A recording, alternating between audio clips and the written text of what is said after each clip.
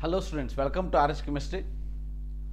So ಈ ಒಂದು video special stray vacancy round medical ಮತ್ತು ಡೆಂಟಲ್ಗೆ KE ಅವರ ಕಡೆಯಿಂದ ಏನು ಕಂಡಕ್ಟ್ ಆಗ್ತಾ ಇದೆ ಅದರ ಒಂದು ಇನ್ಫಾರ್ಮೇಷನ್ ನಾನು ನಿಮ್ಮ ಮುಂದೆ ಇಡ್ತಾ ಇರುವಂಥದ್ದು. ಸೊ ಇದಕ್ಕಿಂತ ಮುಂಚೆ ಗೊತ್ತಿರಲಿ, MCC ಅವರು ಸ್ಪೆಷಲ್ ಸ್ಟ್ರೇ ವೇಕೆನ್ಸಿ ರೌಂಡನ್ನು 20ನೇ ತಾರೀಕಿಂದ ಸ್ಟಾರ್ಟ್ ಮಾಡ್ತಾ ಇದ್ದಾರೆ. ಅಂದರೆ 20ರಿಂದ 30ನೇ ತಾರೀಕಿನವರೆಗೆ ಅವರು ತೆಗೆದುಕೊಳ್ತಾರೆ ಇರುವಂಥದ್ದು. So special stay vacancy round ಯಾವುದಕ್ಕೆ ಅಂತ ಅಂದರೆ, ಸೊ ನಿಮಗೆಲ್ಲ ಗೊತ್ತಿದೆ, ನೀಟಲ್ಲಿ ಏನಾದರೂ ಸೀಟ್ ಉಳಿದಿದ್ರೆ ಅದು MBBS ಆಗಿರ್ಬೋದು, BDS ಆಗಿರ್ಬೋದು. ಸೊ ಸೀಟ್ ಉಳಿದ್ರೆ ಅದನ್ನು ಕಾಲೇಜಿಗೆ ಕೊಟ್ಟು ಅದನ್ನು ಮ್ಯಾನೇಜ್ಮೆಂಟ್ ಕೋಟಾವಾಗಿ ಕನ್ವರ್ಟ್ ಮಾಡ್ಕೊಳ್ಳೋ ಅಂತಹ ಯಾವುದೇ ಸಾಧ್ಯತೆಗಳು ಇಲ್ಲ.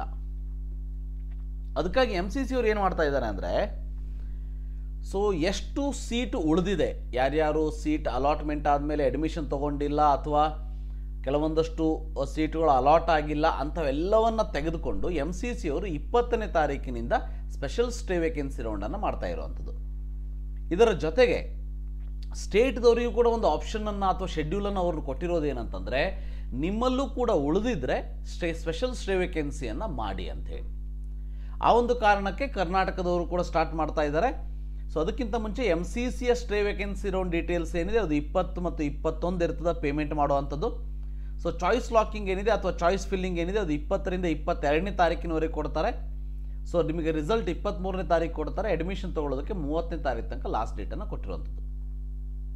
ಇನ್ನು ಕರ್ನಾಟಕದ online special stray vacancy round ಏನಿದೆ ಅದು ಇವತ್ತಿನಿಂದ ಆಲ್ಮೋಸ್ಟ್ ಶುರುವಾದ ಹಾಗೆ. ಅಂದರೆ ಇವತ್ತು ನೋಟಿಫಿಕೇಶನ್ ಕೊಟ್ಟಿದ್ದಾರೆ. ನಾಳೆ ಮಧ್ಯಾಹ್ನ 2 ಗಂಟೆಯ ಮೇಲೆ ಸೀಟ್ ಮೆಟ್ರಿಕ್ಸ್ ಮತ್ತು ಫೀ ಸ್ಟ್ರಕ್ಚರನ್ನು ಕೂಡ ರಿಲೀಸ್ ಮಾಡ್ತೀನಿ ಅಂತ ಹೇಳಿದ್ದಾರೆ. ಸೊ ಅದನ್ನು ರಿಲೀಸ್ ಮಾಡಿದ ಮೇಲೆ ಮೆಡಿಕಲ್ ಅಥವಾ ಡೆಂಟಲ್ ಕೋರ್ಸ್ ಫೀಸ್ ಡಿಪಾಸಿಟನ್ನು ಮಾಡಬೇಕು ನೀವು.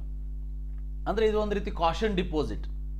ಸೊ 20ನೇ ತಾರೀಕಿನಿಂದ 22ನೇ ತಾರೀಕಿನವರೆಗೆ ಮಾಡಬಹುದು. ಆಪ್ಷನ್ ಎಂಟ್ರಿ ನೀವು ಫೀಸ್ ಡಿಪಾಸಿಟ್ ಮಾಡಿದ ಮೇಲೆ 20ನೇ ತಾರೀಕಿನಿಂದ 24ನೇ ತಾರೀಕು ಬೆಳಗ್ಗೆ 11 ಗಂಟೆಯ ತನಕ ನೀವು ಆಪ್ಷನ್ ಎಂಟ್ರಿಯನ್ನು ಮಾಡ್ಬೋದು. ಯಾವ್ಯಾವ ವಿದ್ಯಾರ್ಥಿಗಳು ಮೆಡಿಕಲ್ ಮತ್ತು ಡೆಂಟಲ್ ಕೋರ್ಸ್ ಫೀಸ್ ಡೆಪಾಸಿಟನ್ನು ಮಾಡಿರ್ತಾರೆ ಅಂಥವ್ರು.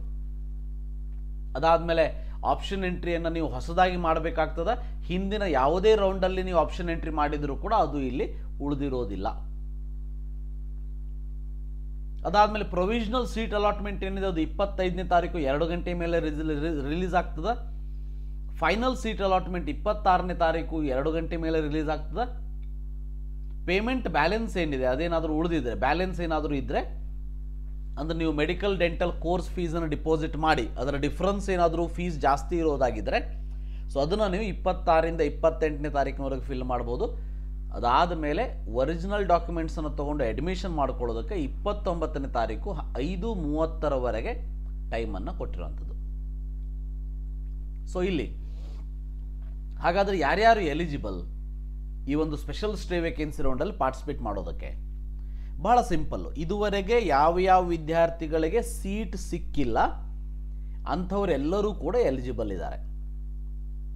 ಅದರ ಜೊತೆಗೆ ಯಾರ್ಯಾರಿಗೆ ಡೆಂಟಲ್ ಸೀಟ್ ಸಿಕ್ಕಿದೆ ಅಂಥವರು ಮೆಡಿಕಲ್ ಸೀಟಿಗೆ ಬೇಕಾದ್ರೆ ಪಾರ್ಟಿಸಿಪೇಟ್ ಮಾಡಬಹುದು.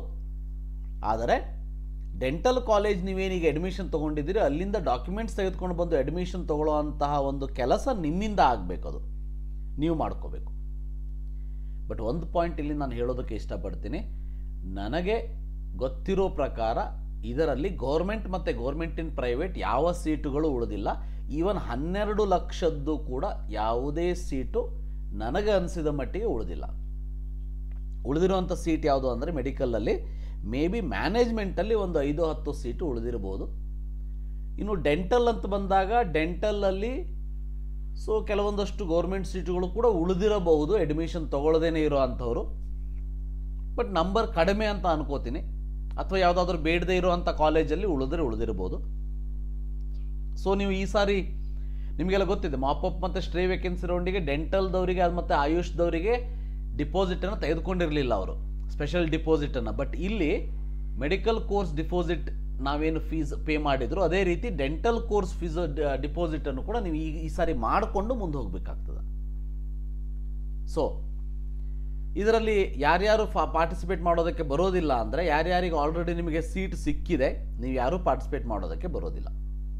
ಇನ್ನು ಸೀಟ್ಸ್ ಅವೈಲೇಬಿಲಿಟಿ ಏನಿದೆ, ವೇಕೆಂಟ್ ಸೀಟ್ಸ್ ಏನಿದೆ ಅದನ್ನು KEಯಲ್ಲಿ ಕೊಟ್ಟಿರ್ತಾರೆ, ಆವಾಗ ನೋಡ್ತಾ ಇರಿ ಅಂತ ಹೇಳಿರುವಂಥದ್ದು. ಬಹಳ ಇಂಪಾರ್ಟೆಂಟ್ ಅಂದರೆ ಲಾಸ್ಟ್ ಪಾಯಿಂಟ್ ನೋಡಿ, the responsibility of obtaining original documents from the present college for admitting to the newly allotted colleges solely lies with the candidates. ಇದರಲ್ಲಿ KE ಅವರು ನಿಮಗೆ ಯಾವುದೇ ರೀತಿ ಹೆಲ್ಪನ್ನು ಮಾಡೋದಿಲ್ಲ. ಇದು ನಿಮ್ಮ ಕ್ಯಾಂಡಿಡೇಟ್ಸ್ಗಳಿಗೆ ಸಂಬಂಧಪಟ್ಟಿದ್ದು ಅಂತ ಅನ್ನೋದನ್ನು ಕ್ಲಿಯರ್ ಕಟ್ ಆಗಿ ಹೇಳಿಬಿಟ್ಟಿದ್ದಾರೆ. ಇದನ್ನೇ ಕನ್ನಡದಲ್ಲಿ ಕೊಟ್ಟಿದ್ದಾರೆ. ಮುಂದೆ ನೆಕ್ಸ್ಟ್ ಇಂಪಾರ್ಟೆಂಟ್ ಇನ್ಫಾರ್ಮೇಷನ್ ಏನಂತಂದರೆ, ನಿಮಗೇನಾದರೂ ಇಲ್ಲಿ ಸೀಟ್ ಸಿಕ್ಕರೆ ನೀವು ಕಂಪಲ್ಸರಿಯಾಗಿ ಅಡ್ಮಿಷನ್ ಮಾಡಿಕೊಳ್ಳೇಬೇಕು. ಮಾಡ್ಕೊಳ್ಳಿಲ್ಲ ಅಂತಂದರೆ ಅದಕ್ಕೇನು ಪೆನಾಲ್ಟಿ ಅಮೌಂಟ್ ಇರ್ತದೆ ಅದನ್ನು ಕೂಡ ಕಟ್ಟಬೇಕಾಗ್ತದೆ. ಸೊ ಅದರ ಜೊತೆಗೆ ಬಹಳ ಇಂಪಾರ್ಟೆಂಟ್ ನೋಡಿ, candidate will not be eligible to participate in the counselling including AIQ in the coming years.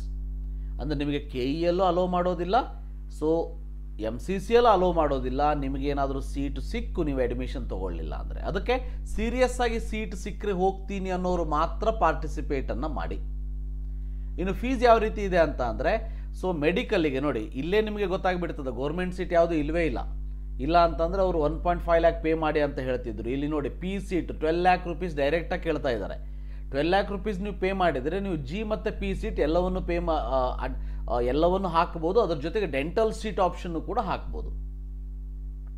P seat in private university 22 ಲಕ್ಷದ ನೀವೇನಾದರೂ ಪೇ ಮಾಡಿದರೆ, ಸೊ G ಅಂದರೆ ಗೌರ್ಮೆಂಟು, ಪ್ರೈವೇಟು ಮತ್ತು ಈ ಪ್ರೈವೇಟ್ ಯೂನಿವರ್ಸಿಟಿ ಮ್ಯಾನೇಜ್ಮೆಂಟ್ ಎಲ್ಲ ಸೀಟನ್ನು ಆ್ಯಡ್ ಮಾಡ್ಬೋದು.